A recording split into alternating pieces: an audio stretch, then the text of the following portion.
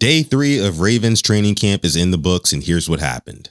On the first 2 days of Ravens training camp, the offense looked very comfortable, very dominant, but on day 3 of training camp, the defense finally had enough. It was their day. The Ravens pass rush repeatedly disrupted Lamar Jackson. Mike Green continued to build momentum. Tavius Robinson made his presence felt, and Trey Hendrickson showed exactly why the Ravens went ahead and acquired him. And I interest you in a Malachi Starks interception. So like I said, this was the first practice that fully belonged to the Ravens defense. What's going on, Ravens flock? What is going on, Rain Gang? Welcome back to the Purple Rain Podcast YouTube channel. Today, we are breaking down everything that happened in day 3 of Ravens training camp. We have injury updates, returning players, dominant performances, and several important comments from the Ravens coordinators. Let's get into it.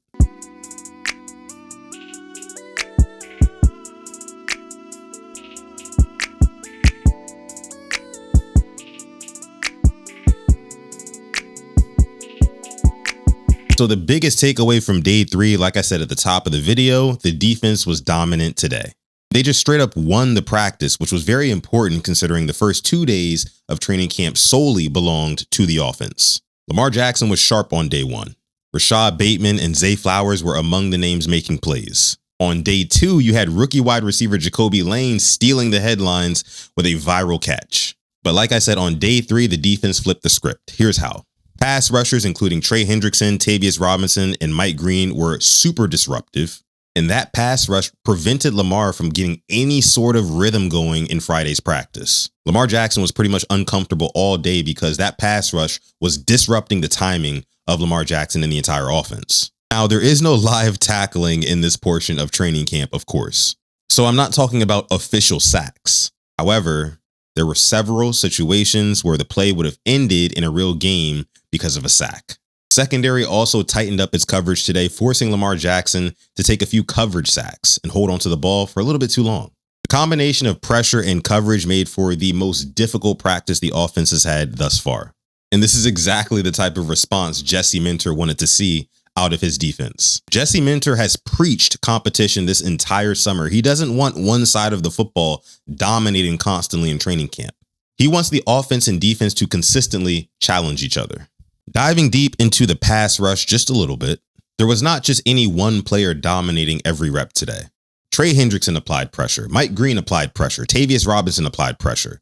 Hell, even the likes of Ethan Burke got a sack today, if you know who that is. And this multitude of guys performing at the pass rush position is important because the Ravens defense cannot become too dependent on one player to generate all the pressure. The Ravens finished last season with only 30 sacks. That was tied for the 3rd fewest in the NFL. Now, of course, Baltimore added Trey Hendrickson this offseason to kind of aid that problem, but the defense still needs Mike Green to take a big step up in year 2, and they also need the development of Tavius Robinson to continue because those guys need to be consistent contributors. As we know, Trey Hendrickson will change the gravity and demand a lot of attention from opposing offenses. He's going to see a boatload of double teams, chips from tight ends, and running backs helping in pass protection, which should create one-on-one opportunities for those other guys that I talked about.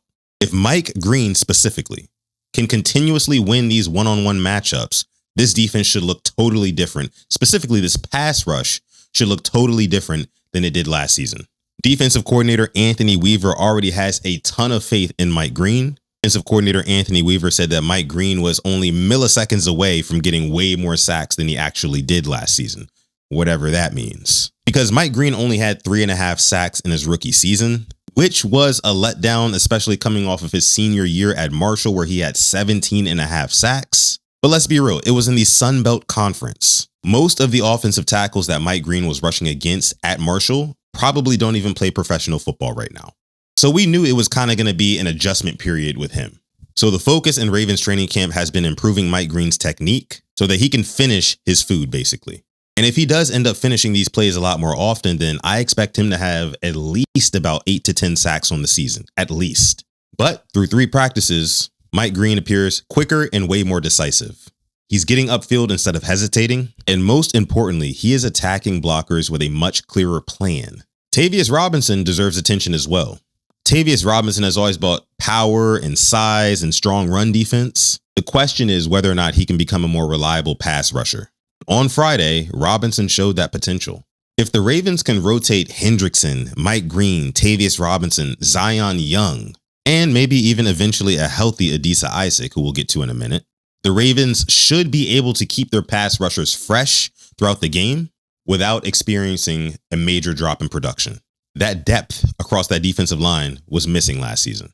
On to the next topic. The Ravens secondary had themselves a day today. On the final play of practice, you had safety Malachi Starks intercepting Lamar Jackson. That's how you finish a defensive practice. Reports are saying that Malachi Starks remained very disciplined, very patient on that play, and took advantage when the opportunity presented itself.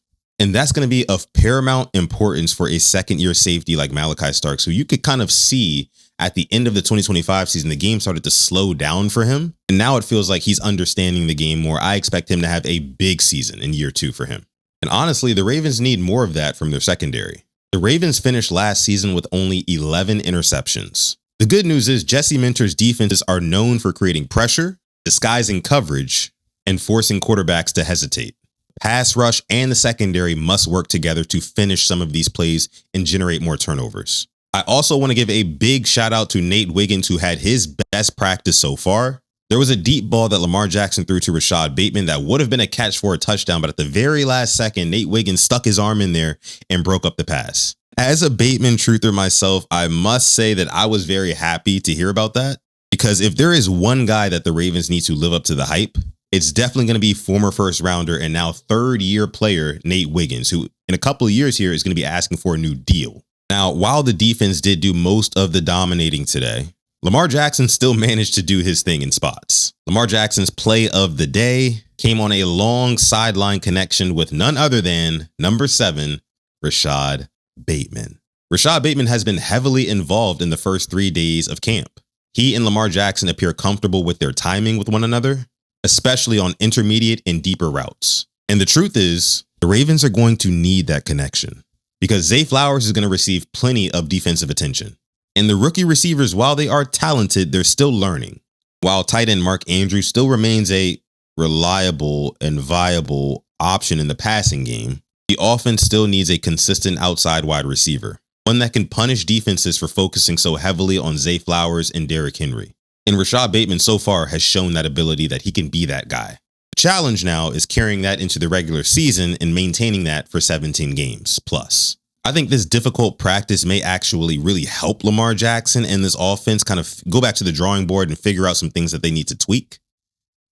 Instead of just the offense steamrolling the defense for the entire training camp, I think that would be concerning for me, and I know a lot of you as well. But moving on here, offensive coordinator Declan Doyle spoke after the practice today. And most notably to me, Declan Doyle spoke about whether or not he wants to call plays from the box up in the booth or whether or not he wants to call plays on the sideline with the players. Now, me personally, I would prefer Declan Doyle to be on the field face-to-face collaborating with Lamar Jackson, Zay Flowers, Derrick Henry in real time and orchestrating this offense. However, I do understand there are advantages of calling plays from up in the booth. You do get a clearer view of defensive spacing and also substitutions, and you're basically watching the all 22 of the game in real time.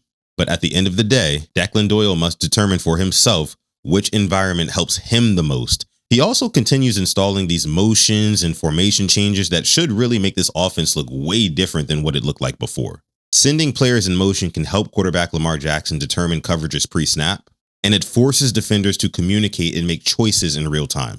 And to be honest, that can create better blocking angles for guys like Derrick Henry. And there are so many more benefits, but that can only work when the offense executes cleanly. Friday's defensive pressure really challenged that communication for Lamar Jackson in this offense, which should bode well for them in the future. Iron sharpens iron. To my next point, the Ravens received some positive injury news on Friday. Outside linebacker Adisa Isaac and DB Bilal Kone both passed their physicals and were back participating in practice today. If you remember, neither of those players played in 2025 due to injuries. And while we don't know exactly what these guys are going to bring, at the very least, Adisa Isaac's return adds more competition to that pass rush room. Bilal Kone returns to an equally competitive secondary. Defensive tackle John Jenkins also returned to practice today, but he was working on a separate field. Travis Jones was at practice, but he did not practice. He just watched. And of course, Nnamdi Madubuike is still working out separately on and off field, but he is at practice. The Ravens are not going to rush that guy, and I have no problem with that. Getting into some of the coaches' interviews a little bit more, defensive coordinator Anthony Weaver discussed Mike Green and then also Keon Martin's mentality. Keon Martin had himself a pretty good day, and I do expect him to be a pivotal piece come preseason time. Trey Hendrickson also got an interview today where he also spoke of Jesse Minter's defensive genius. And let me just say, it is so encouraging hearing all the players and all the coaches, right, calling Jesse Minter a genius on defense, Declan Doyle a wizard on offense. Man, I'm excited for this team. Special teams coordinator Anthony Levine Sr. talked about Tyler Loop's progression. Tyler Loop went 3 for 3 today on his kicks, including a kick from 56 yards where he made that with room to spare. The Ravens desperately need kicker Tyler Loop to respond to last season by being more confident and being more consistent this season. Speaking of special teams, you also have defensive back Keandre Jackson making a name for himself. I think he's going to be one of the most important players on the Ravens special teams. The Ravens also completed a contract restructure for defensive lineman Broderick Washington. Spare you with the boring details of that contract, but basically what you need to know is that the Ravens, after making this move, freed up $2 million of cap space. And that flexibility could be very important for a mid-season acquisition, trade, or injury replacements later in the year. But listen, my biggest takeaway from day 3 of Ravens training camp is that the defense finally fought back. And quite frankly, the ceiling for this defense is becoming easier and easier to see by the day. And this kind of back and forth between the offense and the defense is exactly the type of competition you want in late July and early August in training camp. The Ravens have their next practice on Saturday at UMD Stadium, Sekou Stadium. Make sure if you're going out there, maybe scout a little bit from me. Drop me some videos in my inbox at Sutton Def on Twitter, Instagram, or wherever you may find me. I won't be able to make it, unfortunately. I do live in Texas. But if you're out in Baltimore, do your boy a favor and get some good footage, will you? But I need to know, what is your biggest takeaway from day 3 of Ravens training camp? And who are you most encouraged by so far through 3 days of practice? That's going to be it from me here. My name is Sutton Def, and you are watching the Purple Rain Podcast YouTube channel. Be sure to like this video, subscribe to the channel if you enjoyed the content you just watched, and I'll see you in the next video. And may purple rain.